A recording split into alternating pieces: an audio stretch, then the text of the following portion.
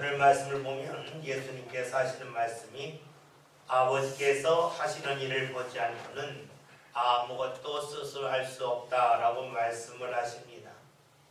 여러분, 이 말씀이 어떤 말씀일까요? 우리가 그냥 쉽게 생각한다면 예수님은 하나님이 오른손에 움직일 때에 오른손에 움직이고 왼손에 움직일 때 왼손에 움직이는 것처럼 그림자일까라고 생각할 수도 있습니다.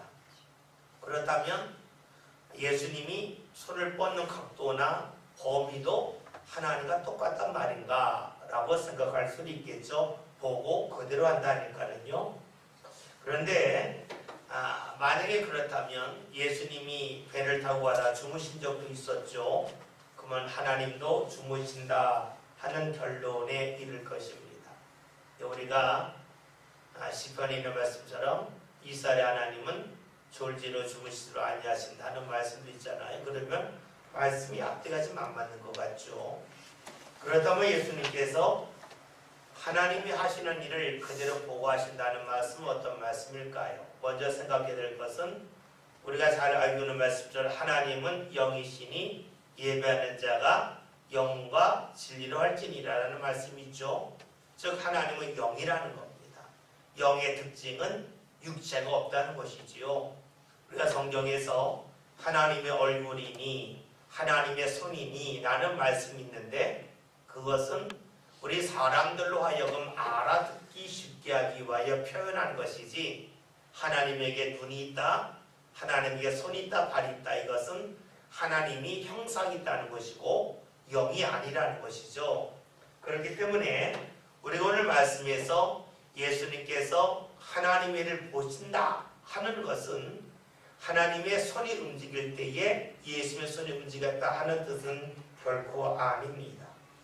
그렇다면 예수님께서 하나님의 무엇을 보셨다는 것일까요? 그것은 하나님의 마음을 정확하게 보셨다라고 보는 것이 좋을 것입니다. 이 말을 다른 말로 하면 예수님께서는 철저하게 하나님의 마음에 맞게 그 마음을 가지셨고 하나님의 마음에 맞게 움직이셨다라고 보는 것이 좋을 것입니다. 이것은 또 다른 말로 하면 예수님이 하나님의 마음에 이끌려 사셨다고 하는 것은 자신의 마음을 주장하면 할 수 없는 일이죠. 그렇기 때문에 예수님께서 하나님의 마음을 아시고 성령의 감동과 이끌림에 따라 사셨다는 말씀은 다른 말로 하면 예수님께서는 자신을 주장하지 않았다는 것이 될 겁니다. 자신을 주장하지 않았다고 하는 것은 예수님이 감정에 따라 움직이지 아니하셨고 철저하게 하나님의 이끄심 가운데에 하나님의 일을 했다라고 말할 수가 있습니다.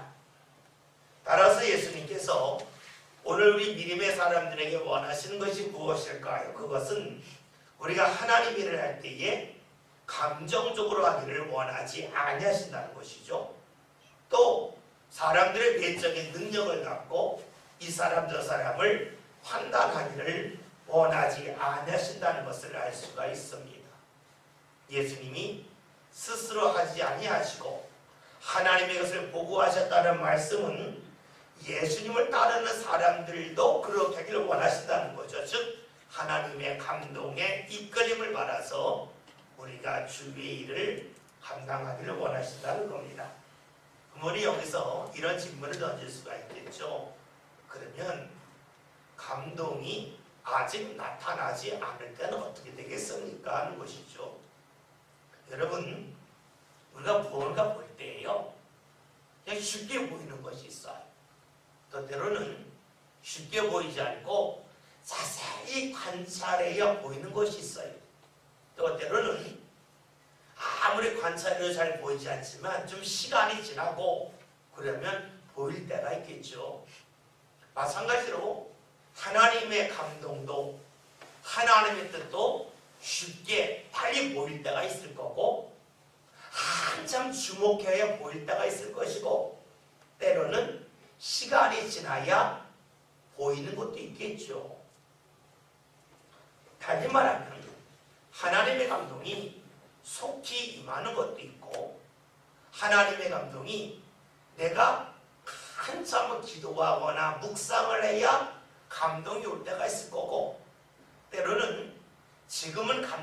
나오지 않는데 좀 시간이 지났을 때에 감동이 올 수도 있다는 것입니다.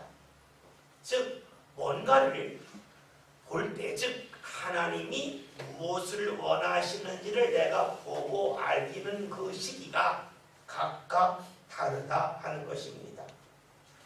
이러한 예수님의 눈을 본다면 우리는 여기서 분명히 알 수 있는 것은 일을 얼마나 많이 했느냐, 일을 적게 했느냐가 중요한 것이 아니라는 것이죠.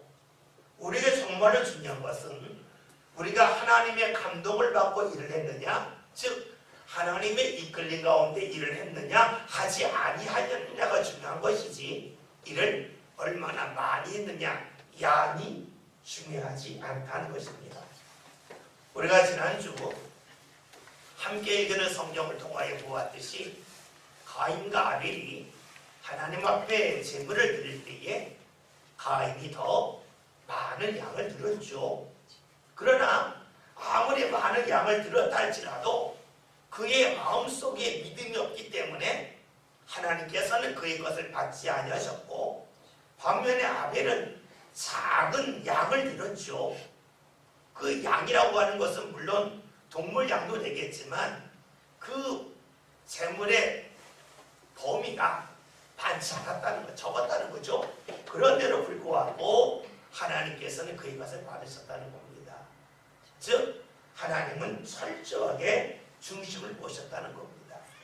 그럼 하나님이 우리를 받으신다고 그럴 때에는 내가 일을 얼마나 많이 했냐 적게 했냐가 중요한 것이 아니라 하나님의 마음과 일치된 가운데 그 일을 했느냐 하지 아니하였느냐가 중요한 것이 되겠죠. 예수님께서 자신은 스스로 하나님의 일을 하지 않는다 그러셨습니다. 할 수 없다 그러셨습니다. 하나님의 것을 보고한다 그러셨습니다. 그렇다면 스스로 하는 것이 아니기 때문에 예수님은 하나님의 일을 하고 나서 우쭐할 이유가 전혀 없었다는 겁니다. 자신의 능력을 갖고 있다면 자랑할 것이겠죠. 그러나 나는 스스로 할 수 있는 것이 아무것도 없다. 예수님 말씀하셨어요. 하나님이 감동을 주시고 하나님이 함께해야만 할 수 있다는 것이죠. 그러니까 그것은 자신이 주도한 것이 아니라는 겁니다. 따라서 자랑할 것도 내세울 것도 아무것도 없다 하는 것이죠. 내가 있을 때에는 자랑할 것이 많습니다. 그러나 내 것이 아닐 때에는 자랑할 것이 없겠죠. 우리가 누가복음 17장이나 말씀 보면 열심히 일하고 온 종이 주인 앞에 와서 저는 무익한 종입니다. 저는 할 일을 했을 뿐입니다. 라고 말하고 주인을 휘중든다는 것이죠. 내가 일을 많이 했습니다 하고 종이 자랑하는 법은 결코 없다는 겁니다. 그렇습니다. 예수님은 하나님의 뜻 가운데 행하셨고 스스로 한 것이 아니기 때문에 자랑하는 일을 하지 않습니다. 혹여나 사람들이 예수님을 높이려고 하는 것을 예수님은 극구 사용하시죠. 우리가 앞으로 보겠지만 요한복음 6장이라는 말씀을 보면 예수님께서 오병이어 역사를 일으키신 후에 사람들이 예수님을 왕으로 삼고자 했습니다. 그래서 예수님은 그들을 피하셔서 산으로 가셔서 기도하셨다 하는 말씀이 나옵니다. 무엇을 말하냐면 자신이 한 것이 아니기 때문에 우쭐해지려고 하지도 않았을 뿐만이 아니라 사람들이 우쭐할 수 있게끔 분위기를 조성하는 그 자리로 피해 가셨다는 것이 바로 예수님의 모습이라는 것입니다. 예수님은 그저 하나님의 방향대로 움직이셨습니다. 그럴 때에 하나님이 책임지셨다는 것이죠. 같은 일을 해도 하나님의 감동을 따르느냐 따르지 않느냐는 아주 다릅니다. 우리 예전 전래 동화라고 해야 될까 이야기 중에 흥부와 놀부에 관한 이야기가 있잖아요. 제비다리가 부러졌을 때에 똑같이 흥부와 놀부가 잘 보듬어 주잖아요. 그런데 놀부는 자기가 부러뜨리고 보듬어 주고 흥부는 아니었죠.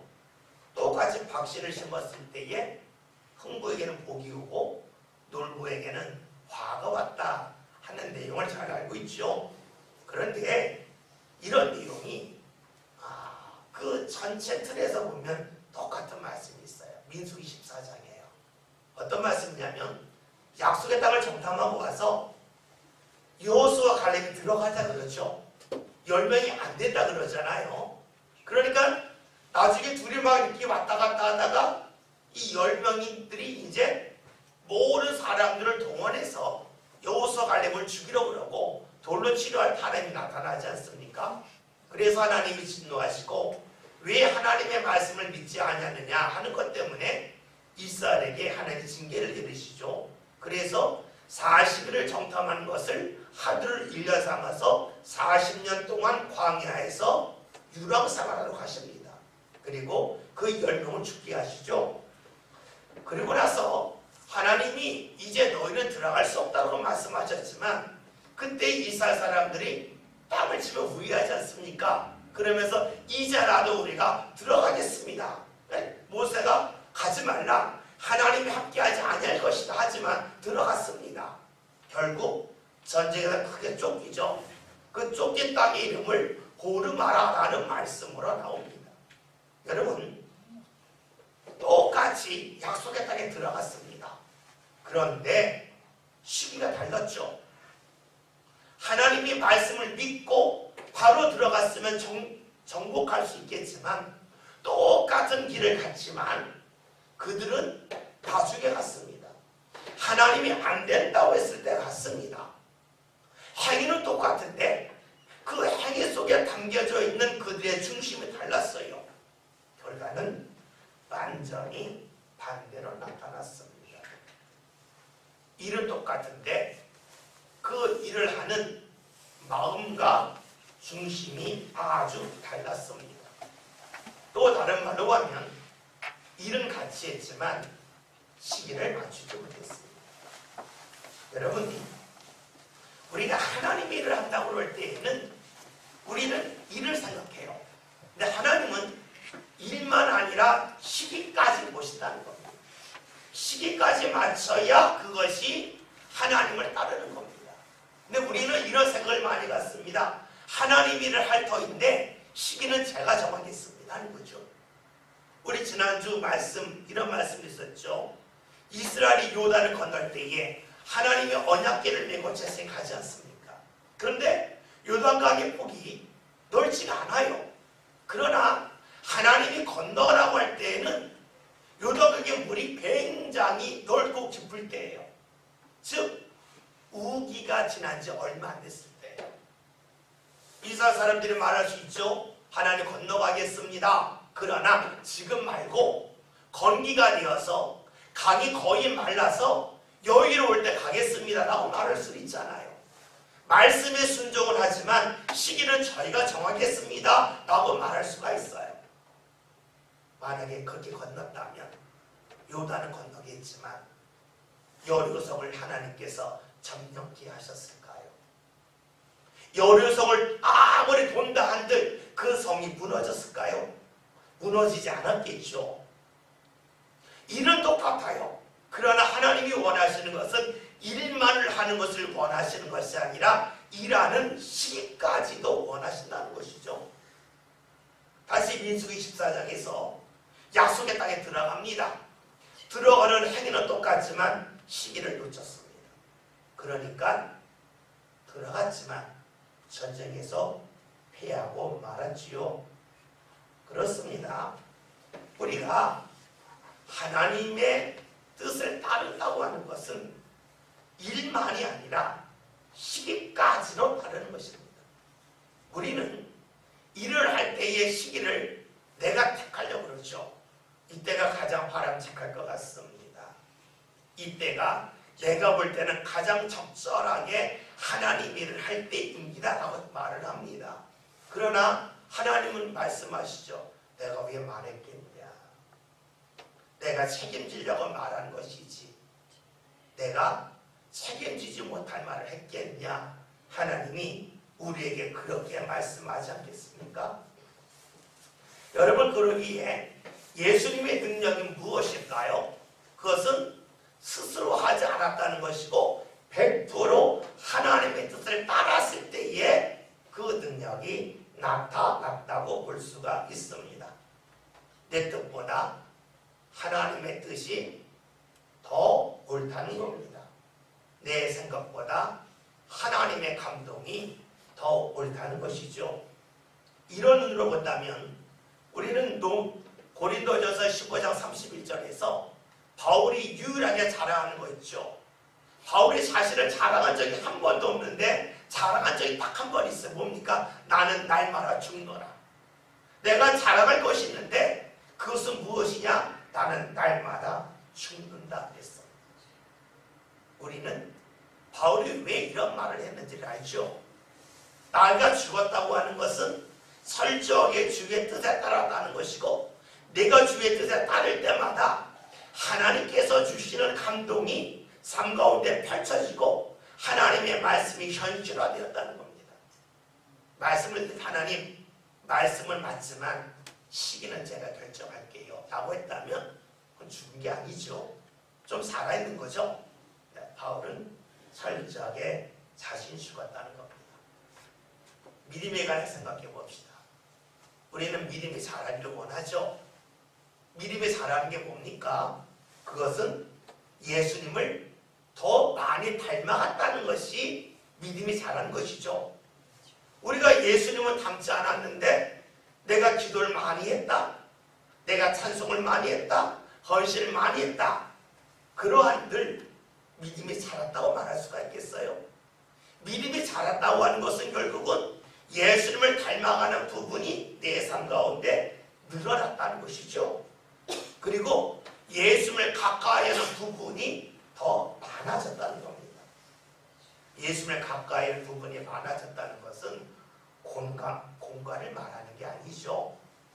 삶의 방법을 말하는 것이죠. 우리는 자꾸만 신앙생활을 하면서 공간에 관심을 가질 때가 많아요. 그래서 뭐 교회 많이 오면 하나님이 복 주신다. 아니죠. 교회에 올 때에 어떤 마음으로 왔고 그리고 나를 얼마나 주의가 세웠느냐가 중요한 것이죠. 단지 교회에 오면 그것을 세울 수 있는 가능성이 더 많을 뿐입니다. 우리가 교회에 많이 온다 한들 내가 교회 가서 트집 잡을 생각하고 또 내가 그 싸울 생각하고 그럴 것 같다면 아무리 교회에 많이 간다 한들 주님을 닮을 수 없잖아요. 우리가 주를 가까이 한다는 것은 공간적인 개념을 말하는 것이 아니에요. 살아가는 방법이 예수님을 닮아가는 것이죠. 그러면 믿음의 성장이 예수님을 닮아가는 것이라면 예수님처럼 주의 감동을 따르는 것이에요. 또 다른 말로 하면 나를 내세우지 않는 것이죠. 이것을 바울의 고백으로 표현한다면 나 자신이 죽어지는 것을 말하는 것입니다. 오늘 예수님은 스스로 할 수 없다 말씀하시면서 오늘 말씀 19절 하반 이렇게 말씀하시죠. 아버지께서 행하시는 그것을 아들도 그와 같이 행하느니라 라고 말씀하고 있습니다. 아버지가 행하시는 것을 한다 할 때에는 두 가지를 생각할 수가 있어요. 하나는 양을 말할 수도 있어요. 양. 하는 그 것, 그 양을 말할 수가 있습니다. 또 하나는 방향을 말할 수도 있겠죠. 하나님께서 예수를 통하여 하시는 일에 양이 있습니다. 그 양은 예수님이 하나님과 일치될 때에 하나님이 원하는 양을 채우겠죠. 반대로 그 예수님께서 하나님의 마음과 일치하지 아니한다면 하나님께서 예수를 통하여 하고자 하시는 하나님의 일의 양이 축소될 수 있겠죠. 그렇다면 예수는 어떤 분일까요? 하나님과 일치되었기 때문에 하나님께서 예수를 통하여 이루고자 하시는 일을 다 이루셨다라고 볼 겁니다. 그러기에 예수님이 십자가에서 마지막 고백 중에 하나가 뭡니까? 다 이루었다. 뭡니까? 하나님께서 자신에게 주신 일을 그 일의 양을 다 이루었다라고 볼 수 있을 것입니다. 이를 다 이룬다고 하는 것은 다른 말로 하면 방향을 맞췄다라고도 볼 수 있을 겁니다. 주님의 움직임의 방향에 예수님도 함께 움직였다는 것이죠. 우리가 창세기 12장에서 아브라함이 약속의 땅을 향하여 갈 때에 지도를 갖고 가는 것도 아니고 그를 인도해 준 사람이 있는 게 아니에요. 성경의 말씀을 보면 아브라함이 하나님의 말씀을 따라갔더라라고 표현합니다. 그러면 여러분 생각해 보세요. 지금처럼 국도 1번 국도, 2번 국도 번호가 다 써져 있어서 야 1번 국도로만 계속 가라 이게 아니잖아요. 그리고 그 당시에는 지금처럼 길이 직선을 하는 것이 아니라 산길 구불구불한 게 아주 많이 있겠죠. 그렇다면 한 번 설명에 목적지까지 끌고 갈 수가 없겠죠. 따라서 말씀을 따라갔다고 하는 것은 하나님이 필요할 때마다 말씀을 주셨을 거라는 거죠. 마치 낯선 사람이 운전을 하고 옆에서 안나는 사람이 그러죠. 예, 직진이요. 저기 500m 앞에 뭐 가게 있죠. 거기서 우회전이요. 이렇게 말하죠. 처음부터 저 500m 앞에 우회전하고요. 200m 간 다음에 좌회전 이렇게 말 안 하잖아요. 옆에서 어떻게 예, 쭉 가요. 쭉 가요. 저기서 우회전이요. 또 쭉 가요. 예, 저 좌회전 이렇게 말을 하죠. 하나님도 아브라함에게 가야 할 길을 알려주고 그렇게 설명하지 않았겠어요? 그렇다면 아브라함이 약속의 땅을 향하여 갈 때에 발걸음은 앞을 향하여 갔지만 그의 귀는 그 귀라고 하는 것은 육신의 귀로 되겠지만 마음의 귀가 되겠죠. 늘 하나님에게 집중했겠죠. 집중하지 않았다면 하나님께서 야 우회전할 때에 그냥 직진해버리고 말 거 아니겠어요? 그러니까 말씀을 따라간다고 하는 것은 하나님에게 계속 집중하지 아니하고는 갈 수 없다는 거죠. 약속의 땅에 간다고 하는 것, 그것은 하나님이 처음부터 끝까지 다 알려주는 것이 아니라 하나님에게 집중한 사람만이 출발할 수도 있겠고 목적지에 이를 수도 있을 겁니다. 여러 번 말씀드렸지만 우리의 신앙은 고속도로가 아니라 골목길을 가는 것이고 그리고 산 고갯길을 넘어가는 거라 그랬죠. 앞으로 쭉 가면 길이 없을 것 같은데 가보면 길이 있고 또 가보면 길이 있죠. 터널 가다니 옛날에 고개를 넘을 때 보면 앞을 쭉 가는데 끝을 보면 산이잖아요. 낭떠러지 떨어지잖아요. 길이 없는 것 같은데 가보면 길이 있죠. 그것이 바로 고갯길이잖아요. 하나님이 우리를 인도하시는 것이 처음부터 그것이 다 모여서 가는 것이 아니라 이 길로 가라 그러시는데 가면 끝에가 떨어질 것 같아요. 근데 막상 가면 거기서 길이 있어요. 고갯길을 넘듯이 하나님이 인도를 하시지요. 여러분, 우리가 하나님이 원하시는 방향으로 간다 할 때에는 하나님의 말씀에 우리의 그 신앙의 안테나가 온전히 서 있을 때 비로소 주의 인도하심을 받을 수가 있고 그러할 때 그 길을 계속해서 간다고 볼 수가 있습니다. 예수님께서 아버지가 행하시는 일을 나 자신이 했다, 아들이 했다고 하는 것은 늘 예수님이 하나님의 감동에 예민하게 자신의 신앙의 안테나를 세웠다라고밖에 볼 수 없어요. 그렇지 아니하고는 하나님이 하시는 일을 나는 그대로 한다. 그리고 그 일을 그대로 해간다고 말씀할 수 없었을 것입니다. 그런데 아까도 말씀드렸다시피 우리가 무슨 일인지 쉽게 보이는 것이 있고 천천히 보이는 것이 있고 시간이 지나야 보이는 것이 있어요. 예수님에게는 우리와 달리 늘 하나님을 가까이 하는 것이 있었기 때문에 기다림과 실수가 없었죠. 반면에 우리들은 예수님이 다르잖아요. 우리는 네 가지 믿잖아요. 그렇기 때문에 하나님의 감동이 임하였을 때에 감동을 따르기도 하지만 때로는 감동이 있어도 모르고 지나칠 때가 있죠. 이것은 모든 사람에게 일어나는 일입니다. 문제는 시간이 지나서 내가 감동을 따르지 않았음이 드러났을 때입니다. 내가 잘못된 것이 드러났을 때입니다. 여러분, 그때에 어떤 사람이 지혜로운 사람일까요? 내가 지금까지 하나님의 감동을 따르지 못했다, 이것이 드러날 때에 속히 돌이키는 사람이 맞을까요? 아니면 내가 알고 있음에도 불구하고 내가 돌아가는 시간, 말씀을 따르는 시간을 뒤로 미루는 사람이 지혜로운 사람일까요? 우리가 예수처럼 완벽하진 않죠. 철저하지도 않습니다. 우리는 계속해서 부딪히고 넘어지고 실수를 반복을 합니다. 중요한 것은 실수했다가 아닙니다.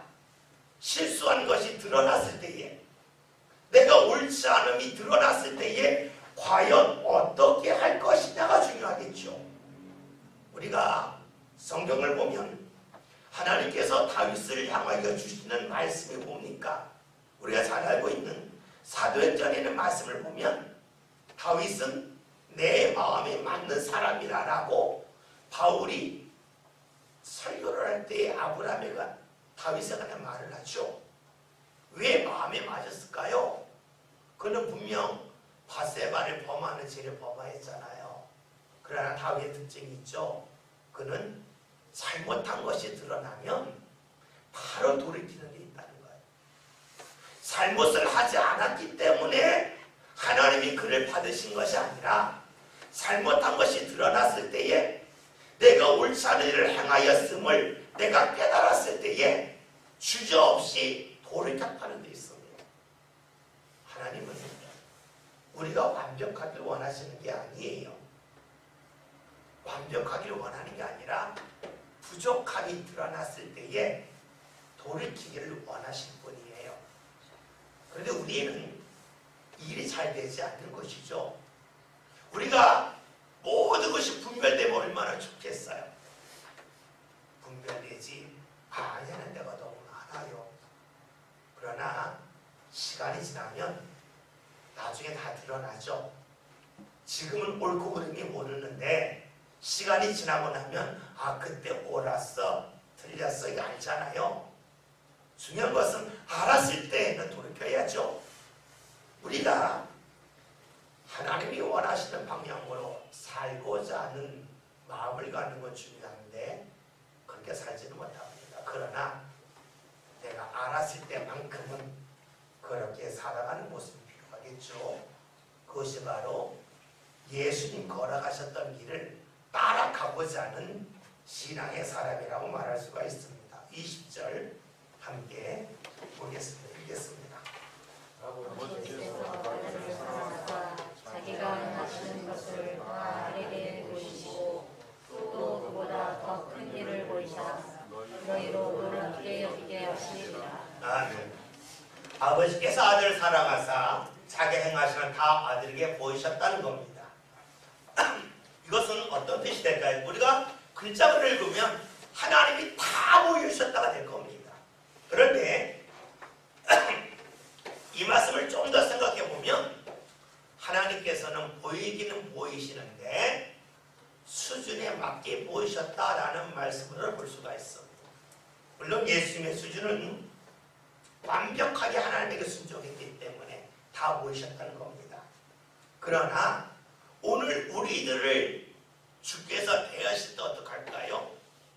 우리가 감당할 수 있는 범위에서 최고로 많이 보여주신다가 되겠죠. 여러분이 자녀를 사랑합니다. 자녀에게 내 걸 다 주고 싶어요. 그렇다고 해서 통장은 안 주잖아요. 왜요? 준다 한들 감당할 수가 없잖아요. 자녀를 사랑한다 해서 자녀가 아빠 나 자동차 운전하고 싶어요. 그 자동차 운전하고 그냥 안 주죠. 왜요? 감당할 수 없잖아요. 감당할 수 있는 범위에서 주신다는 겁니다. 이 말씀을 다 읽어볼까요? 하나님이 주신다는 것을 은혜를 주신다는 얘기했지만 하나님의 은혜는 말씀을 통해서 임하죠.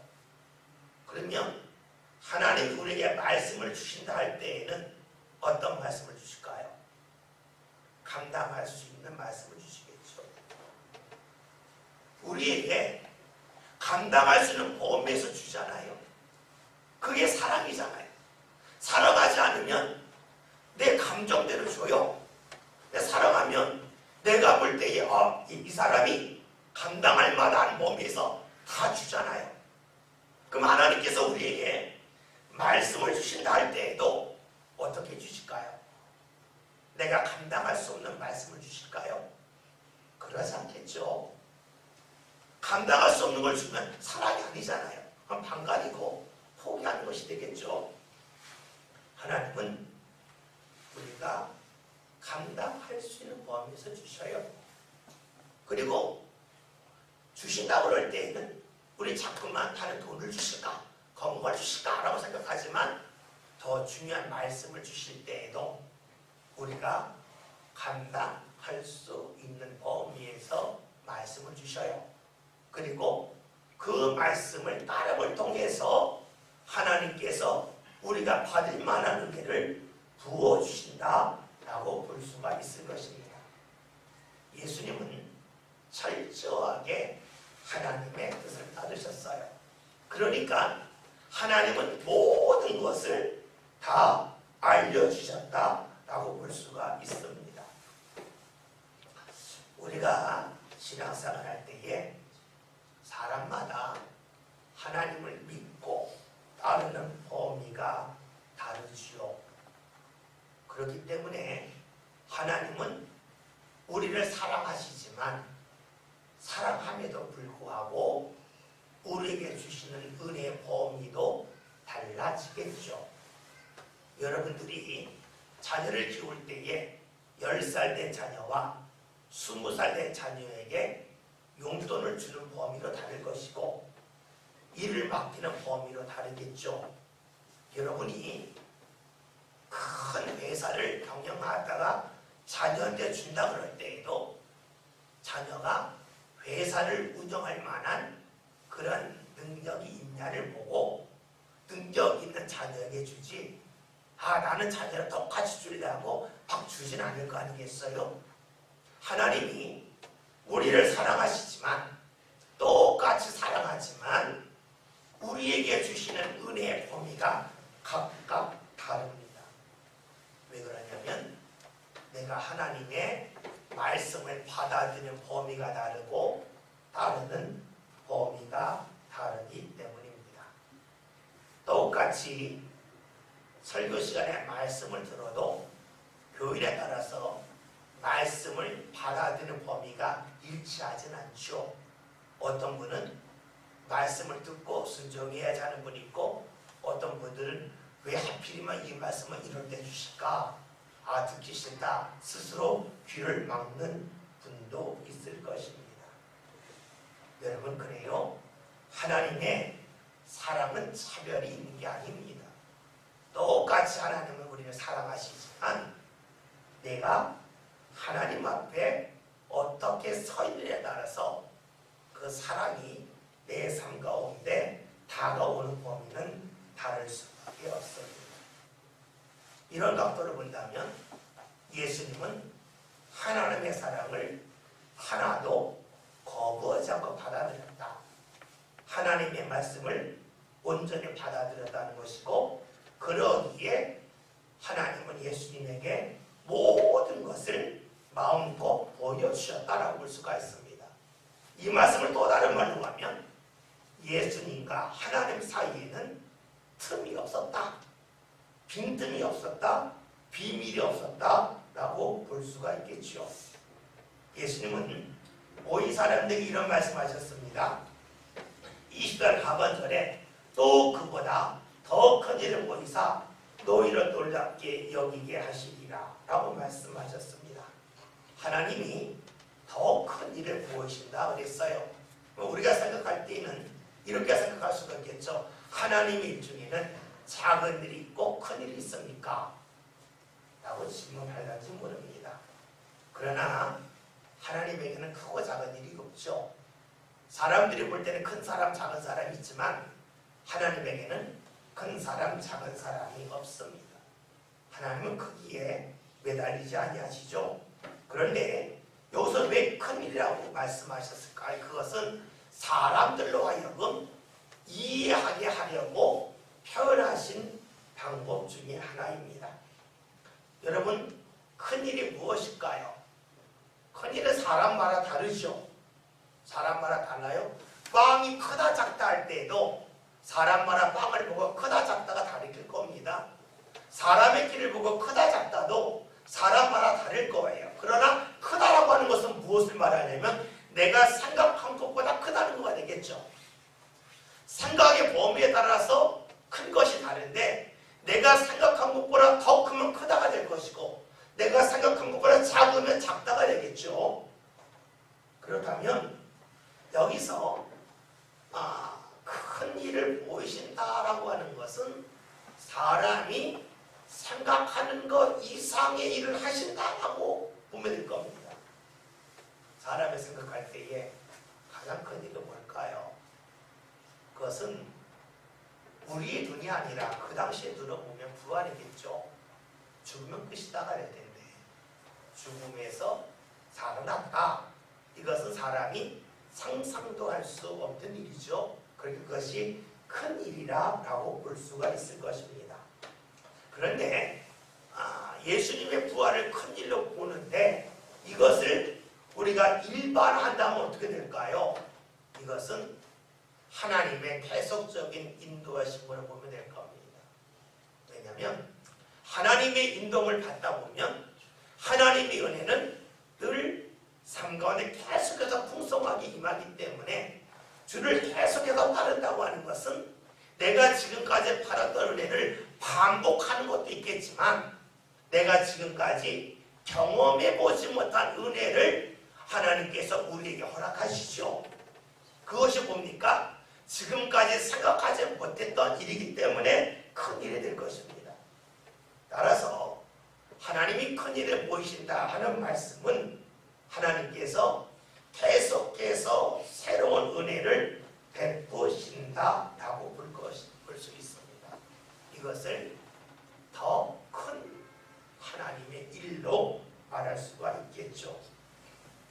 그러면 크다고 하는 것은 이렇게 볼 수가 있어요. 크다고 하는 것은 작은 것은 안 보이는데 그건 잘 보이잖아요.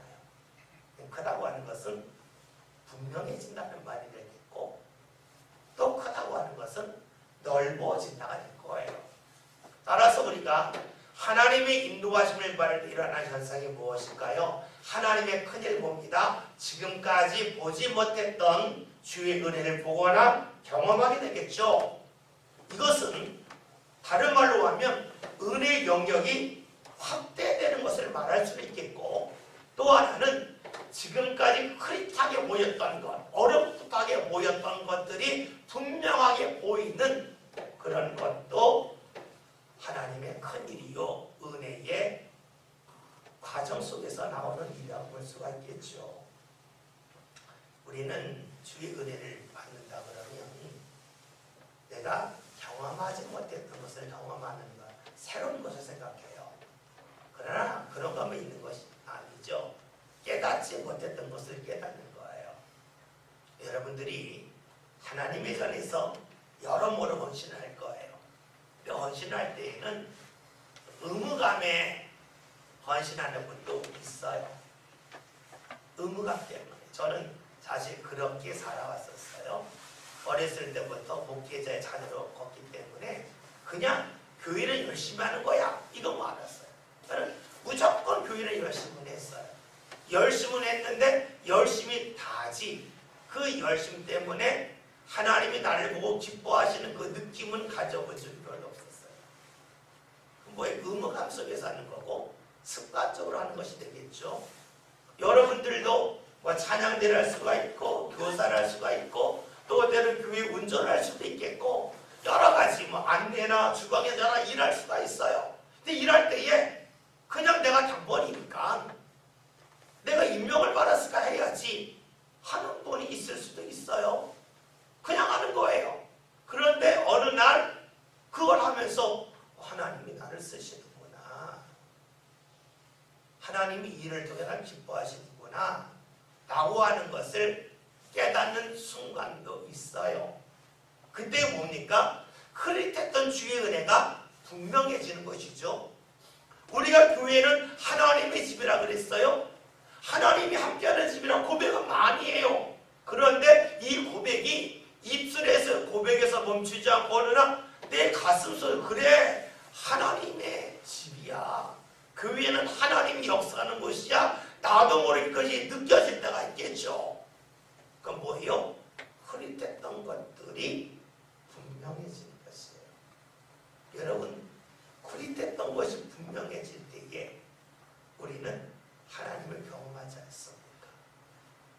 우리가 일을 할 때에도 일거리가 많아져서 내가 돈을 더 많이 버는 것도 기쁨이고 감사한 일이지만 내가 버는 돈은 똑같은데 그 순간 감사가 안 나왔었는데 감사가 나와요. 그게 무엇일까요? 흐릿했던 것들이 분명해지는 것이지요. 우리가 신앙생활 할 때에 정말로 필요한 것은 새로운 것을 받는 것도 필요하겠지만 흐릿했던 것들이 분명해지는 것, 이것이 그 무엇보다 중요하겠죠. 다른 말로 하면 세상 말이죠. 저도 못 먹는 사람이 있죠. 왜요? 몰라서, 분명하지 않아서, 흐릿해서 저도 못 먹는 거예요. 은혜를 줘도 못 받는 거죠. 여러분, 하나님께서 우리에게 무언가 일을 하게끔 하실 때에는 능력이 있어서 일하게 하실까요? 아니면 하나님께서 능력을 주시려고 일할까요? 많은 분들이 그래요. 능력이 있어야 일한다고 생각해요. 그러면 하나님이 거지가 되죠. 하나님이 능력 있는 사람을 부르는 거니까 능력 있는 사람이 와서 도와줘야 하나님이 일이 되니까 심하게는 하나님은 거지가 되는 거예요. 하나님은 거지가 아니에요. 하나님은 능력 있는 사람을 통해서 일하는 것이 아니라 하나님께서 능력을 주시려고 일을 하게 하세요. 여러분 잘 아시는 대로 사무엘상 16장에 있는 말씀을 보면 사무엘이 와서 다윗에게 기름을 붓잖아요. 기름을 부었어요. 세웠어요. 앞으로 왕이 될까 세웠어요. 세운 다음에 어떻게 하셨어요? 성경에 있는 말씀을 봤더니 주의 영이 그에게 임하였어요. 세우고 나서 하나님이 그에게 주의 영을 주셨어요. 그리고 16장 하반절에 있는 말씀, 나중에 13절 이하에 있는 말씀을 보면 사울이 악신에게 들려서 어찌할 바를 알지 못하는 사람들이 말하잖아요. 수금을 잘 타는 사람이 와서 수금을 연주하면 악기가 날 거라 그랬어요. 다시 말로 하면, 요즘 말로 하면 피아노 잘 치는 사람 피아노를 잘 치면 악한 것이 치료가 될 거다, 음악 치료가 될 거라고 생각을 했어요. 그래서 뽑은 사람이 다윗이에요. 그런데요, 성경을 보면요, 다윗은 수금을 잘 탄다고 말하잖아요. 수금을 탈 줄 알았다라고 말씀해요. 수금을 잘 탔기 때문에 우리가 자꾸만 성경 읽을 때 다윗을 자꾸만 높여라 보니까 다윗은 이 수금을 타는 놀라운 음악가라고 생각하지만 성경을 보면 다윗이 수금을 잘 탔다는 말씀은 안 나와. 탈 줄 알았다는 거예요. 요즘 말하면 피아노를 칠 줄 알았다는 거예요. 피아니스트가 아니에요. 피아노 전공한 사람이 아니라 그냥 칠 줄 아는 거예요. 그런데 그에게 어떻게 해요? 기름 부음을 받고 하나님의 영이 함께하니까 그가 악기를 연주 수금을 탈 때에 그것이 나가잖아요. 즉 하나님은 능력이 있기 때문에 세우는 게 아니에요. 능력을 주시려고 세우는 거예요. 근데 우리가요, 말씀을 볼 때에 말씀을 보고 고개를 끄덕이는 거기서 멈춘다는 지식이 돼요. 적용이 되겠죠. 여러분, 하나님 왜 대표기도 시킬까요? 기도 잘해서 시킬까요? 아니에요. 그 사람으로 하여금 모든 사람을 대표해서 기도할 수 있는 은혜와 능력의 자리에 서기를 원하셔서 그 일을 시키시는 거예요. 근데 우리는요, 나 기도할 줄 몰라서, 그런 사람들이 간혹 있어요. 그런 마음 가질 때가 있어요. 여러분, 그렇다면 본인이 능력이 있어서 천국 갈 겁니까? 본인이 능력이 있어서 주의 은혜 받을까요? 그런 관점으로 본다면 하나님이는 어떻게 받겠어요? 하나님이 나와 함께하기를 원한다? 능력이 있어야 함께할 거 아니겠어요? 그러면 본인이 언제 하나님이 함께하는 사람이 되겠어요? 언제 능력을 높여서? 아니죠. 하나님의 일을 감당케 하시면서 하나님은 그 사람에게 은혜를 주시고 능력을 주시고 감당케 하시지요. 그렇습니다. 우리는 하나님 앞에 나올 때마다 하나님이 우리의 중심을 보시는 분이다. 그리고 내가 하나님 앞에 맞춰 나갈 때에, 즉 하나님의 감동에 따라서 나를 버리고 나갈 때에 내 삶 가운데 흐릿했던 주의 은혜가 분명해지는 것이에요. 그것이 우리의 신앙의 성전이 되겠죠. 감춰졌던 은혜를 발견한다는 것은 또 다른 말하면 내 삶 가운데 숨어 계신 하나님을 만났다는 것이지요. 우리가 이사야에 있는 말씀을 보았더니 하나님은 숨어 계신 분이라고 말씀이 나와요. 그것은 뭐예요? 내 주위에 계신데 하나님 계심을 몰랐는데 어느 순간에 아는 거죠. 하나님 옆에 계셨구나. 하나님 숨어 계셨구나. 내가 발견했습니다. 이것이 믿음의 눈이 열린 것이고 신앙에 성장한 것이고 주님께서 우리에게 원하시는 일이겠죠. 주님은 우리로 하여금 일을 많이 해라 적게 하라 여기에 관심 갖지는 않으셔요. 하나님은 네가 숨어있는 나를 발견해라. 네 상관에 흐릿했던 주의 은혜를 분명하게 해라. 여러분, 그럴 때 어떻게 될까요? 우리가 어떤 일을 하든지 간에 감사하겠죠. 양이 많은 게 중요한 게 아니잖아요. 가인처럼 양은 많은데 믿음이 없고 감사가 없다면 하나님 안 받으실 거고, 아벨처럼 양은 적어도 믿음이 있고 감사를 받으실 거 아니겠어요? 그 감사는요, 흐릿했던 것들이 분명해질 때예요.